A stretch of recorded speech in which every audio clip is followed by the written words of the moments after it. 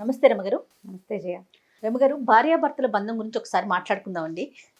చాలా అంటే మనం చేసే వీడియోస్లో కింద కూడా కామెంట్స్, మరి మీరు గమనించారో లేదో కానీ, మా హస్బెండ్ ఇలా బిహేవ్ చేస్తున్నారు, నేను ఎంత ప్రేమగా ఉన్నా నన్ను సరిగ్గా చూసుకోవట్లేదను, సరిగ్గా మాట్లాడట్లేదను, రెండు వైపులా ఎక్కువగా భర్త వైపు నుంచి మనం చూస్తూ ఉంటాం. అంటే సమస్థానం ఇవ్వటంలో వాళ్ళు ఇబ్బంది పడుతున్నారు అనేది మనకు వస్తున్న కంప్లైంట్. మీరు గమనించారా? వీటికి సంబంధించి ఏదైనా స్టోరీ రూపంలో, ఎందుకంటే మనం చిన్నప్పటి నుంచి ఆడపిల్లైనా మగపిల్లడైనా పిల్లలకి చెప్తా ఉంటే రేపు పెరిగి పెద్దయిన తర్వాత వాళ్ళు చూసుకునే విధానం, వాళ్ళ జోడీని సక్రమంగా చూసుకోవటానికి ఒక అవకాశం. అంటే ఓ ఇలా ఉండకూడదు లేదా ఇలా ఉండాలి అనే అంశం. అవి కూడా ఇళ్లలోనే చూస్తారు. అంతే కదా. ఇప్పుడు పేరెంట్స్ని చూసే కదా మనం ఎప్పుడు మాట్లాడుకునేది అది. ఇప్పుడు సమస్థానాలు ఇవ్వాలంటే స్వార్థం ఉండకూడదు జయ. నాకు టాప్ ప్రయారిటీ, నా ఇష్టం, నాకు నచ్చింది, నేను అనుకున్న విధానం, నేనేం చేయాలో అదే, నేను మగవాణ్ణి, ఈ ధోరణి కనుక ఉంటే ఇక సమమేముంది? నువ్వు నేను సమానం కాదు, అమ్మ నాన్న ఎప్పుడూ సమానం కాదు, భార్యాభర్త ఎప్పుడూ సమానం కాదు. ఒక దశలో వీళ్ళు పెరుగుతారు, ఒక దశలో రెండో వాళ్ళు తగ్గుతారు. దాన్ని అంటే పరిస్థితిని బట్టి ఒక్కొక్కసారి అమ్మ పాత్ర పెద్దదవుతుంది, ఒక్కొక్కసారి నాన్న పాత్ర పెద్దదవుతుంది. భార్యాభర్తలు కూడా అంతే. చాలా పని ఉంది ఇంట్లో, మగవాయన బయటికి వెళ్ళిపోయాడు, కానీ ఆ సంసారం ముందుకు వెళ్ళాలంటే ఇద్దరికి సమస్థానమే కదా రమ్మగారు. ఇప్పుడు ఒక బండికి రెండు చక్రాలు ఎలానో తల్లిదండ్రి కూడా అలానే కదా. మీరు అన్నట్లుగా ఒక్కొక్కసారి పాత్ర పెరగొచ్చు, తగ్గచ్చు. బట్ ఆ సంసారానికి అంటే ఆ జీవితానికంటూ వాళ్ళిద్దరే కదా ముఖ్యం. ఇప్పుడు ఇద్దరు కలిసే లాక్కెళ్ళాలి. ఓవైపు వాళ్ళు నడుస్తున్న వైపు ఒక గుంట ఉందనుకో, గుంటలో పడతారు కదా. ఇప్పుడు ఒక ఎడ్ల బండి అనుకుందాం. ఓకే, ఎడ్ల బండి రెండు చక్రాలు ఉన్నాయి, రెండు ఎడ్లు లాగుతాయి. వెళ్ళేటప్పుడు రైట్ సైడ్ గుంటలో పడింది. గుంటలో పడితే ఈ ప్రెషర్ ఎవరికి వస్తుంది? Left side. ఇప్పుడు రైట్ సైడ్ ఉన్న వాళ్ళు గుంటలో పడితే లెఫ్ట్ సైడ్ వాళ్ళకి ప్రెషర్ వస్తుంది. అంతే. వాళ్ళ ప్రమేయం లేకుండానే వాళ్ళు బలంగా లాగబడతారు, వాళ్ళకు కూడా తొట్టుపాటు వస్తుంది. ఇప్పుడు గుంటలో పడింది వాళ్ళు కాదు నిజానికి, అవును అవును, రెండో వైపు ఉన్నది. ఇప్పుడు బరువు కూడా ఒక బండిలో ఓ వైపు బరువు ఎక్కువగా ఉందనుకో, ఆ వైపు ఉన్న ఎద్దు మీద కొంచెం ప్రెషర్ ఎక్కువ అవుతుంది. జీవితాల్లో కూడా అంతే కదా. ఇప్పుడు వీళ్ళు నేను సమానమేనన్న భావనతోటి ఎడ్లు ఎలా లాక్కెళ్తాయో మనం సంసార రథాన్ని అట్లా లాక్కెళ్ళాలి. నా వైపు బరువు లేదు కాబట్టి నేను నడవనని రెండో ఎద్దంటే బండి నడవదు, అసలు నడవదు. ఇప్పుడు ఏ ప్రెగ్నెన్సీ కష్టాలన్నీ భార్య పడాలి, ప్రెగ్నెన్సీ ఖర్చులన్నీ భర్త చూడాలి కదా, అంతేనా? ఇప్పుడు ఓ పిల్ల పుడితే నాకేనా పుట్టింది, వీడికి సంబంధం లేదా అని పోట్లాడితే ఎట్లా? పిల్లని చూడాల్సింది తల్లి, చంటి పిల్ల పోషించాల్సింది తండ్రి. ఇప్పుడు చంటి పిల్లతోటి రాత్రి పగలు నిద్ర ఉండదు, అలసిపోతారు, డిప్రెస్ అయిపోతూ ఉంటారు, ఏం చేయాలో తెలియదు. పిల్ల ఎడిసిన నెత్తిమి చేతులు పెట్టి కూర్చునే వాళ్ళు బోల్డ్ మంది ఉంటారు. అప్పుడు ఏం చేయొచ్చు? భర్త కాసేపు ఆ చంటి పిల్లని ఎత్తుకోవటమో, లేకపోతే భార్యకి ఏదైనా కాస్త అనుపనగా ఏదైనా తిండికి చూడటమో, లేకపోతే కాస్త రెస్ట్ ఇచ్చేందుకు అవకాశం, వాళ్ళకి 2 గంటలు రెస్ట్ ఇస్తే బాగుంటుంది. ఇప్పుడు మన ఇద్దరం ఫాయిదాగా పనిచేసినట్టు. ఇప్పుడు నేను పిల్లని కన్నది నువ్వు, ఆడాళ్లే కంటారు, మా అమ్మాయి చూసుకునేది లేదా మా అక్కయ్య బాగా సమర్థవంతంగా చూసుకునేది, నీకు చేత కావట్లేదు అని భార్యను కనుక 2 అక్షింతలు వేస్తే ఆ అమ్మాయి ఉన్న డిప్రెషన్ తోడు నిద్రలేనితనంతో మరీ డిప్రెస్ అయిపోతారు, ఇంకా దిగులు పడతారు. అవును, దిగులు పడి అప్పటిదాకా ఈ సంతానం కలగటం వల్ల భర్త మీద ఒక ఉప్పొంగిన ప్రేమాత్సయ ఉంటుంది, అది కాస్త దిగిపోతుంది నిజంగా. అప్పటిదాకా ఈ సంతానాన్ని చూసేసరికల్లా భర్త మీద విపరీతమైన ప్రేమాత్సయం కలుగుతుంది. ప్రతి స్త్రీకి ఎంత విసుగొస్తుందో అంత ప్రేమగా ఉంటారు. ఎప్పుడైతే ఈ సహాయం దొరకని పరిస్థితి వస్తుందో అప్పుడు విరక్తి పుడుతుంది. ఈ విరక్తి పుట్టించకూడదు, మగవాళ్ళు కూడా సరిగా ఉండాలి. దీంట్లో ఈ హెల్ప్ఫుల్గా లేకపోవటము, లేకపోతే సమానమైన హోదాని భార్యకు కానీ భర్తకు కానీ ఇవ్వకపోవటంలో స్వార్థపరత్వమే పెద్ద పాత్రని వహిస్తుంది. ఎవరికి వాళ్ళు ఆలోచించుకుంటే తెలుస్తుంది. మేము అలా కాదు. ఇప్పుడు ఎలా అంటే ఎక్సెప్షనల్ కేసులు కొన్ని ఉంటాయి, మగవాళ్ళు ఎంత సపోర్ట్గా ఉన్నా సరే అన్నిటికీ రుసరుసలాడి దుమదుమలాడి విసుక్కుని ఇంకా ఏదో వాళ్ళు ఏదో చూసేయటం లేదని కొట్లాడే ఆడవాళ్ళు కనిపిస్తారు.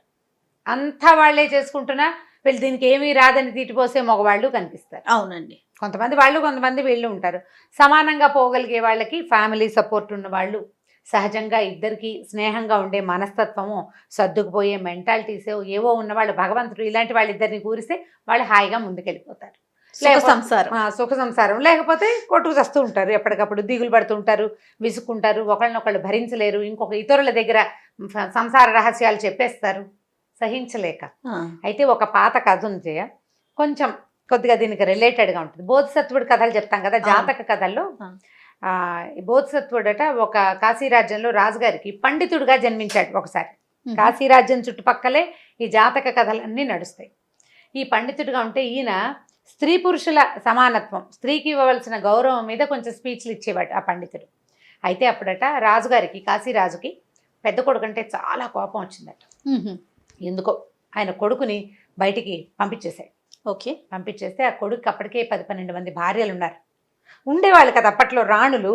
ఏంటి రమ్మగారు మరి 12 మందా? ఓకే. ఉంటారు, ఉండేవాళ్ళు. పాత కథలు చెప్తున్నాం మనం, ఈనాటి కాశీ రాజ్యం కాదు, ఎప్పటిదో బోధసత్వుడు అంటే ఎప్పటి కథ చెప్పు. ఒకటికి ఒకటే చాలా కష్టంగా. అయితే వీళ్ళల్లో వసుప్రద అని ఒక పెద్ద భార్య, ఆ అమ్మాయి చాలా బుద్ధిమంతురాలు. ఆవిడ ఏం చేసిందట, భర్తని బయటికి పంపించేస్తే ఆవిడ కూడా అతనితో పాటు వెళ్ళిపోయి. వెళ్తే వీళ్ళు ఆయన రాజుగారు అన్నట్టు అసలు రాజ్యం బహిష్కరణ చేశాడు కొడుకుని. నా రాజ్యంలో నేను బతికుండగా అడుగు పెట్టద్దని చెప్పాడు. ఈయన కొడుకు బయటికి వెళ్ళిపోయాడు భార్యను తీసుకుని. ఇక ఆ అమ్మాయి అతను ఏం పని చేస్తే ఆ పని చేసి, అతను ఎక్కడుంటే అక్కడుండి, ఎలా ఉంచితే అలా ఉంచి నానా కష్టాలు పడ్డారు ఇద్దరు. ఇతని మిగిలిన భార్యలు మాత్రం అందరూ రాజకుమార్తెలే. వాళ్ళకేవో ఎవరి అంతఃపురాలు వాళ్ళకున్నా, ఎవరి దారిని వాళ్ళు ఉన్నారు. భర్త వెళ్ళిపోయినా ఎప్పటికోప్పటికి తిరిగి వస్తాడులే, రాజుగారి కోడళ్ళుగా వాళ్ళు ఊళ్ళోనే ఉండిపోయారు. వాళ్ళు ఎవరూ అతనితో రాల, వాళ్ళ దారిని వాళ్ళు ఉన్నారు. ఈ వసుప్రద మాత్రం ఇతనితో పాటు వెళ్ళిపోయింది రాజుగారి అబ్బాయితో.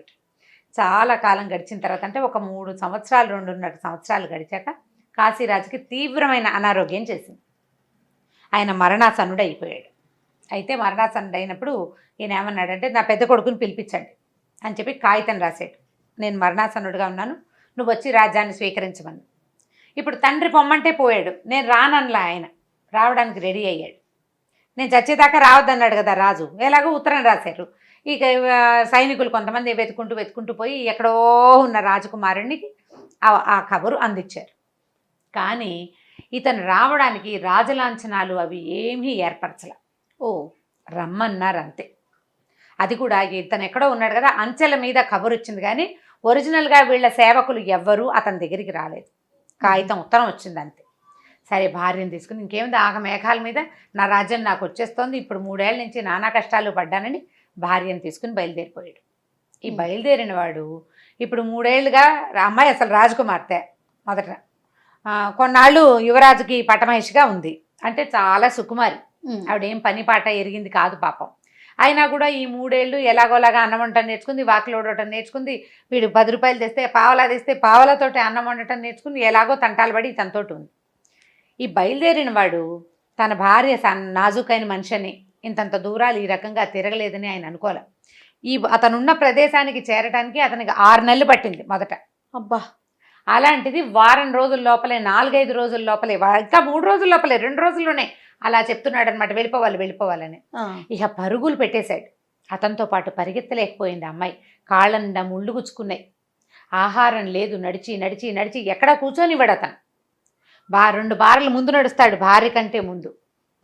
తొందర అతనికి, తన రాజ్యాన్ని చేరుకోవాలి, మళ్ళీ రాజభోగాలు అనుభవించాలి. తన గురించి తప్ప ఇన్ని 3 సంవత్సరాలు నాతో ఉన్న ఈ అమ్మాయిని కష్టపెట్టకూడదనే ఇంగిత జ్ఞానం లేదు అతనికి.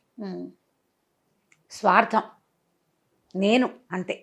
ఈ వెళ్ళేదారిలో ఏమైందట, ఓ 2 పూటలు ఏదో ప్రయాణం అయిన తర్వాత ఓ ఊళ్ళో వీళ్ళ దుస్థితి గమనించి ఒక కుటుంబం వాళ్ళు ఎవరో ఓ అరుగు మీద కూర్చుంటే వాళ్ళు ఏమన్నారంటే, బాబు భోజనం అది ఇస్తాను మీకు, మీరు 2 పూటలు తిందురు కానీ అని చెప్పాడు. వాళ్ళు ఒక ఆకులో ప్యాక్ చేశారు. ప్యాక్ చేస్తే ఏమన్నాడు, భార్యని కొంచెం దూరం నడిచి బయటికి వెళ్ళి తిందామనుకున్నారు. అక్కడ దాకా వెళ్ళాక, నువ్వు ఇక్కడే ఉండు, అక్కడ చెరువు ఉంది కదా, నేను కొంచెం బాత్రూమ్కి వెళ్ళాలని అబద్ధం చెప్పి ఆ చేతిలో ఉన్న అన్నపు మూటతోటే వెనక్కి వెళ్ళిపోయాడు అతను. వెళ్ళిపోయి అన్నం తినేసాడు. తిన్న తర్వాత ఏమనుకున్నాడు, ఇంకా కొంచెం అన్నం ఉంటే, ఇంకా సగం ఉంది, ఇద్దరు మనుషులకు కట్టారు. ఇప్పుడు ఒకవేళ భార్య కనుక దానికి భాగం పెడితే తనకి రాత్రికి నడవడానికి ఓపిక ఉండదని బలవంతంగా అన్నం మొత్తం తినేసి వాళ్ళు కట్టిన ఆకుల మూటని అలాగే మూట కట్టి మళ్ళీ గుడ్డలో పెట్టి పట్టుకొచ్చేసాడు. దగ్గరకు వచ్చాడు.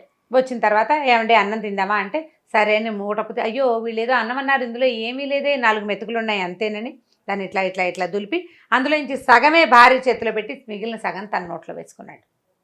ఆ అమ్మాయికి అర్థమైంది, తన అన్నం తిన్నవాడి మొహం కనపడుతుంది కదా, ఆహారం కూడా లేకుండా, ఎక్కడా రెస్ట్ ఇవ్వకుండా పగలల్లా నడిపించి ఎంత కష్టపడ్డారో, ఎంత అవస్థపడ్డారో. అతను పరిగెడుతూనే ఉన్నాడు. అతను కొంచెం బలశాలి, మగవాడు, ఆహారం ఆడవాళ్ళకి తీసుకుంటున్నాడు. మగవాళ్ళకి తేడా ఉంది. అవును. ఆహారం తీసుకున్నాడు. ఏదైనా చెట్టెక్కి పళ్ళు కోయటానికి చెట్టెక్కితే 5 6 పళ్ళు అతను పైనే కూర్చుని తినేసి 4 పళ్ళు కిందకి వేసి మళ్ళీ భార్యతో సగం వాటా తీసుకునేవాడు అతను. బా. మొత్తానికి 5వ రోజుకి వీళ్ళు ఊళ్ళోకి చేరారు. ఊళ్ళోకి చేరేసరికల్లా ఇంకా ఉత్సాహం వచ్చేసింది అతనికి. ఈ రాజకుమారుడు వస్తాడని ఊరికి 4 పక్కల, అంటే ఆ ఊరు ఒక మధ్యలో ఉంది, 4 వైపుల నుంచి అందులోకి వచ్చేందుకు మార్గాలు ఉన్నాయి. 4 పక్కల నుంచి, 4 దిక్కుల నుంచి, 4 దిక్కుల రథాలను ఏర్పరిచారు. వస్తాడేమో రాజకుమారుడని. అక్కడ రథం కనపడంగానే ఈ వెనకాల నిదానంగా నడిచొస్తున్న భార్యను వదిలేసి అదిగో రాజరథం అని పరిగెత్తుకుంటూ వెళ్ళి అతను రథం ఎక్కేశాడు. రథం ఎక్కేసి పదండి పదండి అన్నాడు. వాళ్ళు కూడా కోడలు గారు ఏదని వాళ్ళు అడగల. రథంలో వెళ్ళిపోయాడు అతను ఊళ్ళోకి. ఆవిడ ఒక్కతే మెల్లిగా నడుచుకుంటూ వచ్చింది రాచనగర్కి. వెళ్ళాక కూడా తను స్నానం చేయటం, తను భోజనం చేయటం, తన తండ్రిని చూడడం అవే తప్పిస్తే ఈ వెనకాల వదిలిపెట్టిన భార్య సంగతి ఏమిటి అని అతను ఆలోచించలేదు. ఇక అలా వెళ్ళిపోయాడు. రాజుగారికి వెళ్ళి ఇతను వెళ్ళంగానే రాజుగారు ఒక 2-3 పూటలకి మరణించాడు. ఈ అమ్మాయి బాగా చీకటి పడే వేళకి రాచనగర్ చేరింది. వాకిట్లో బయట ఉంటారు సైనికులు, పెద్ద కోడల్ని గుర్తుపెట్టారు. ఈవిడ అంతఃపురంలోకి వెళ్ళిపోయింది. అంతకుముందు తనకు అలాట్ చేయబడిన రూములు ఇవులు ఏవో ఉన్నాయి కదా, వాటిల్లోకి వెళ్ళింది. మెల్లిగా ఏదో రెస్ట్ తీసుకుంది, ఏదో తింది ఉంది. ఈ లోపల ఏమైంది, ఇప్పుడు 12 మంది రాణులు కదా, ఒక ఆవిడని తనతో తీసుకెళ్ళాడు. మిగిలిన 11 మంది రాజుకు వచ్చి ఈ రాజకుమారుడికి దిష్టి తీసి హారతలు ఇచ్చి తలా ఒక ఇంటికి తీసుకెళ్ళి ఆయనకి భోజనాలు పెట్టి ఆయనతో స్పెండ్ చేసి ఆయన ఎంజాయ్ చేస్తున్నాడు. ఈవిడ వదిలిపెట్టేశాడు. సరే ఏమైంది, ఒక 5-6 రోజుల తర్వాత రాజుగారు మరణించాడు. ఓహో. మరి చనిపోక ఏమవుతుంది, ఉత్తర క్రియలు అవి చేసేసారు. ఇదంతా తతంగం గడిచేసరికి నెలలు గడిచిపోయినాయి. మరి అవ్వాలి కదా ఈ కార్యక్రమాలన్నీ. అయ్యాక అప్పుడు ఈయనకి పట్టాభిషేకం చేయబోయారు.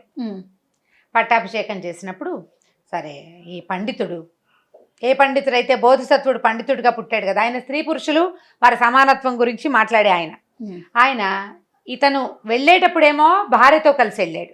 వచ్చేటప్పుడు ఒకడే రథం మీద వచ్చాడని తెలుసుకున్నారు. తర్వాత రాణిగారు వచ్చింది. ఆవిడ ఎలా వచ్చింది ఒకటి. తర్వాత పట్టాభిషేకం చేసుకుంటుంటే భార్యను పక్కన కూర్చోబెట్టుకుని చేయాలి కదా, చేసుకోవాలి. భార్యను పిలవటం లేదు ఆయన. ఈయన ఒక్కడికే పట్టాభిషేకం చేస్తున్నాం. ఆవిడ రాలేదు. ఈ 11 మంది పనికిరారు, పెద్ద భార్యే పనికొస్తుంది. అయితే ఈయన ఏం చేశాడు, ఈ పట్టాభిషేకం ఇంకా చేద్దామని కానీ ఏర్పాట్లు అవుతున్నాయి. ఈయన ఏం చేశాడంటే ఆవిడని రాణిగారి దగ్గరికి వెళ్ళాడు. అంతకుముందు రాజుగారి కోడలు, ఇప్పుడు రాజుగారి భార్య. వెళ్ళి ఆమె చూస్తే ఆవిడ చిక్కిపోయి సన్నగా మనిషి పాడైపోయి అలా ఉంది. ఏమా నువ్వు కులాసగా ఉన్నావా, అతనితో కలిసి బయటికి వెళ్ళిపోయావు, నువ్వు ఏ రకంగా మీ జీవితం గడిచింది ఏమిటి అని అడిగాడు. అడిగితే ఆవిడ ఏముందండి, ఏదో గడిచింది, మొత్తానికి వెనక్కి వచ్చాం మేము అంది. అనేసరికల్లా రాజు రథంలో వచ్చాడు, నువ్వు వెనకాల నడిచి వచ్చావు, ఏం జరిగింది అంటే అప్పుడు అతను రాజు తాలూకు ప్రవర్తన, అతను 3.5 ఏళ్ళు ఒంటరిగా ఉన్నప్పుడు తనతో ఎలా ఉన్నాడు అంటే ఏ దిక్కు లేనప్పుడు భార్య దిక్కు, ఎవరైనా దొరకగానే భార్యను వెనకాల వదిలిపెట్టేశాడు. అవకాశం కనపడేసరికి భార్యను వదిలేశాడు. నేనేం తింటున్నాను, నేను సుఖంగా ఉన్నాను లేదా, నేనేం కట్టుకుంటున్నాను ఆయనకు పట్టలేదు. అంతఃపురం చేరిపోయి వచ్చావా అన్నాడు, అంతే అయిపోయింది. ఆయన నన్నేం పట్టించుకోలేదు అనేసరికల్లా పండితుడు అన్నాడు, రేపు పట్టాభిషేకం, ఎలాగూ పెద్ద భార్యని పిలవాలి, నిన్ను పిలుస్తారు, రాజుగారు మాట్లాడతారు, సభని అడ్రస్ చేసి మాట్లాడతారు కదా, రాణిగారికి కూడా మాట్లాడే అవకాశం ఉంటుంది, రాజు ప్రవర్తనని తెలియచేయి నువ్వు అని చెప్పాడు ఆవిడకి. చెప్పమన్నాడు. అనేసరికల్లా ఆవిడ అయ్యా అట్లా చెప్పచ్చా అంటే, చెప్పాలమ్మా, చెప్పి తీరాలి. రాజు కళ్యాణ గుణ సంపన్నుడుగా ఉండాలి, కళ్యాణ గుణాల్లో స్వార్థం లేదు. ఎప్పుడైతే తనతో పాటు రాజ్యభారిని వదిలిపెట్టి బయటకు నడిచిన స్త్రీని పట్టించుకోకుండా వదిలిపెట్టేశాడో అప్పుడే అతను రాచరికానికి తగడు. మనం రామాయణాన్ని చెప్పుకుంటాము, అడవిలో ఎవరో ఎత్తుకుపోయాడని అనకుండా సీత తీసుకొచ్చి మళ్ళీ వెనక్కి తీసుకొచ్చేదాకా రాముడు ఎంత ప్రయత్నం చేశాడమ్మా. రాజు అంటే రాముడు, రాజ్యం అంటే రామరాజ్యం. కాశీరాజ్యం కూడా రామరాజ్యానికి తక్కువ కాకూడదు. ఈ సంఘటన తెలియచేస్తే కనీసం రాజుకు బుద్ధి వస్తుంది అని ఆవిడకి బాగా నచ్చజెప్పాడు. ఆవిడ లోపల కుములుతోంది కానీ అవి ఎవరితోటి అనలేదు. ఎందుకంటే భర్త అంటే ప్రేమ ఆవిడకి. చెప్పలేదు. చెప్పకపోవడం చేతకంతనం కాదు, ప్రేమ అవ్వచ్చు కదా. సరే ఏం చేసింది, మర్నాడు పట్టాభిషేకం జరిగింది. పట్టాభిషేకం అప్పుడు రాజుగారు అడ్రస్ చేశాడు, అందరికీ చెప్పాడు, నేను ఎన్నో కష్టాలు పడ్డాను, నా తండ్రి ఆజ్ఞ వల్ల వెనక్కి వచ్చాను, మీకు అందరికీ న్యాయం చేస్తాను, నేను అలా చేస్తా ఇలా చేస్తా చెప్తాం కదా హామీలు. కొత్తగా పదవిలోకి వచ్చిన వాళ్ళు ఇచ్చే అన్ని రకాలవి ఇవి చెప్పాడు. చెప్పినప్పుడు ఇప్పుడు రాణిగారు వంతున్నారు. రాణిగారు లేచి నిలబడి ఎలా కష్టపడ్డారు, ఎలా చేశారు, వచ్చేటప్పుడు ఎట్లా తన భర్త పరిగెత్తుకొచ్చాడు, తను ఎలా నడిచి వచ్చిందో చెప్పింది. అన్నం తినేశాడు లాంటిది చెప్పలా. అలా చెప్పకుండా నేను వెనకాల నడిచాను, నేను అబలని మెల్లిగా నడవగలిగేదాన్ని, నా భర్త రాజ్యాన్ని చేరుకోవాలన్న ఆసక్తి కలిగిన వాడు, అందుకని నన్ను వదిలిపెట్టి వచ్చేసాడు. ఉత్తర ద్వారంలో రథం కనపడంగానే ఎక్కేశాడు. నేను ఉత్తర ద్వారం నుంచి ఈ రాజ్యాన్ని, రాజుగారికి పెద్ద కోడల్ని, ఈ కాబోయే రాజుగారి భార్యని పాదచారిగా నడిచొచ్చాను. నేను అంటే చెప్పకనే చెప్పింది. నడిచొచ్చాను. కాశీ రాజ్యం చాలా సుభిక్షంగా ఉంది, చాలా బాగుంది రాజ్యం. అంతా నడిచినప్పుడు నేను తెలుసుకున్నాను, నడక వల్లే నాకు రాజ్యం సుభిక్షంగా ఉందని, ఈ రాజ్యంలో అందరూ ధర్మపరులే ఉన్నారని నాకు తెలిసింది. నా భర్త రథంలో వచ్చేసాడు, ఆయన చూసుండడు, నేను నడిచి రాబట్టి నాకు అంతా తెలిసిందని చెప్పింది. చెప్పేసరికల్లా ప్రజలకి అర్థమైంది. ఇప్పుడు మెత్తగా చెప్పుతో కొట్టడం అనమాట, అది అర్థమైంది. అందరూ నిశ్శబ్దంగా ఉండిపోయారు. రాజు వెంటనే ఆయనకు అర్థమైంది ఈ పని ఎవరి వల్ల ఈ మాటలు బయటకు వచ్చినాయని. అప్పుడు ఈ పండితుడు లేచి నిలబడి, ఈ దుష్ప్రవర్తన, ఇది స్వార్థపరత్వం, స్త్రీని సమానంగా చూడమంటే నేను 25 కేజీలు బస్తా ఎత్తుతాను, నువ్వు కూడా ఎత్తమని అడగటం కాదు, నేను బస్తా ఎత్తుతాను, నాకు మంచినీళ్ళు తెచ్చిమ్మని అడగటం సమానత్వం. నేనేం చేస్తున్నాను నువ్వు కూడా అదే చెయ్యి అని అడగకూడదు. మగవాడికి ఒక క్షమత ఉంటుంది, స్త్రీకి ఇంకొక క్షమత ఉంటుంది. నాకున్న క్షమతతో నేను సంసారాన్ని, జీవితాన్ని ముందుకు తీసుకెళ్తా, నీకున్న క్షమతను కూడా ఎట్మోస్ట్ సర్వీసు ఇవ్వు, నువ్వు ఆ మొత్తాన్ని దాన్ని ప్రదర్శించి నువ్వు కూడా పూర్తి క్షమతతోటి పనిచేయి, నాలాంటిది కాదు నీకున్నదే అని అడగాలి. ఇప్పుడు నువ్వు పరిగెత్తగలవు, నీతో ఉన్న నీ భార్య పరిగెత్తలేదు, ఎవరి శక్తి వారిది కదా, ఎవరి సామర్థ్యం వారిది, సామర్థ్యానుసారం ఇద్దరూ పనిచేయాలి. కాశీ రాజ్యాన్ని వదిలిపెట్టి బతకగలిగే క్షమత నీకుంటే మరి నీ మిగిలిన 11 మంది రాణులు ఎందుకు రాలేదు? క్షమత లేదు వాళ్ళకి. ఈమెకి క్షమత లేకపోయినా భర్త మీద ప్రేమతోటి వచ్చింది, భర్త మీద ప్రేమతోటే నీ వెనకాల వచ్చింది. నువ్వు ఒంటరి వాడివి కాకూడదని వచ్చింది. ఆమెను గౌరవించడం రాజా నీ విధి, నువ్వు స్త్రీని గౌరవించన్నాడు, భూమి నిన్ను గౌరవించదు. నువ్వు ఇప్పుడు స్త్రీకి భర్తవి కాదు, భూభర్తవి, నువ్వు రాజువి. భూమి నిన్నెప్పుడు సహిస్తుంది? నువ్వు స్త్రీని గౌరవించిన నాడే భూమి నిన్ను గౌరవించి నీకు కావాల్సింది ఇస్తుంది అనేసరికాల రాజుగారు గబగబా దీని నుంచి దిగేశాడు. సింహాసనం మీద నుంచి కిందకెళ్ళి ఆ పండితుడి కాళ్ళు పట్టుకున్నాడు. అయ్యా నన్ను క్షమించండి, నేను స్వార్థపరంగానే ప్రవర్తించాను, నా ప్రవర్తన మార్చుకుంటాను, భార్యను గౌరవిస్తానని ఆయన ప్రమాణం చేసేట దీంట్లో, ఈ సభ మొత్తం మీద. ఆ తర్వాత రాణిగారిని ఎంతో బాగా చూసుకున్నారు. తర్వాత కొన్ని 50-70 సంవత్సరాల పాటు ఇతనే, ఈ వసుప్రత తాలూకు భర్తే కాశీ రాజ్యానికి రాజుగా ఉన్నాడు. అనాదరణీయుడు అంటే వీళ్ళు, ఇలాంటి వాళ్ళని ఎవ్వరూ ఆదరించరు. నువ్వు స్త్రీని ఏ రకంగానూ గౌరవించలేవు, నీ భార్యను గౌరవించవు, నువ్వు మీ అమ్మని గౌరవిస్తావని నిన్ను ఎలా నమ్ముతావు? అవకాశం వస్తే నువ్వు మీ అమ్మతోటి, అక్క చెల్లెలతోటి ఇలాంటి దుష్ప్రవర్తనే కలిగి ఉంటావు.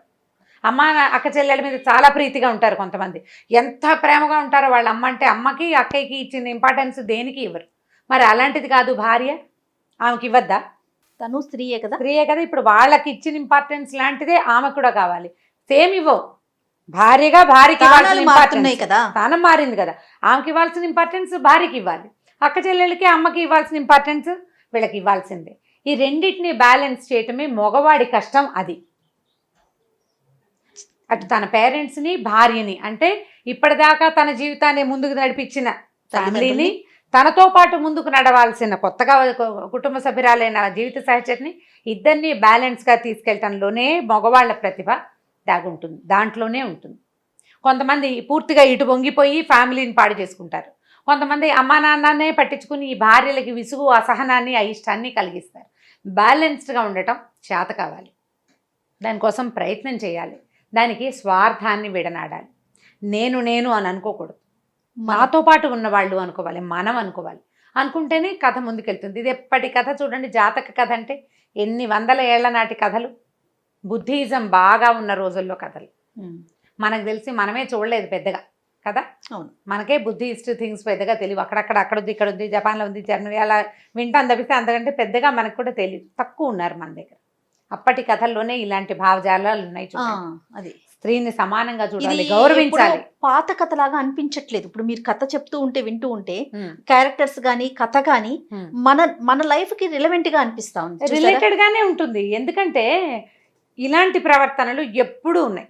ఇప్పటికీ చూస్తున్నాం మనం కొంతమందిలో. అయితే కదా చూడు, రమగారు? అక్కడ చూడు, రామ్ భార్య కోసం అక్కడ దాకా వెళ్ళి రావణాసురుని సంహరించిన రాముడు మనకు తెలుసు. త్రేతాయుగం నాటివాడు. ఇతరుల భార్యను తీసుకొచ్చే మనస్తత్వం కలిగిన రావణాసురుడు కూడా త్రేతాయుగం నాటివాడు. అవును. మంచి చెడు ప్రతిసారి ఉన్నాయి.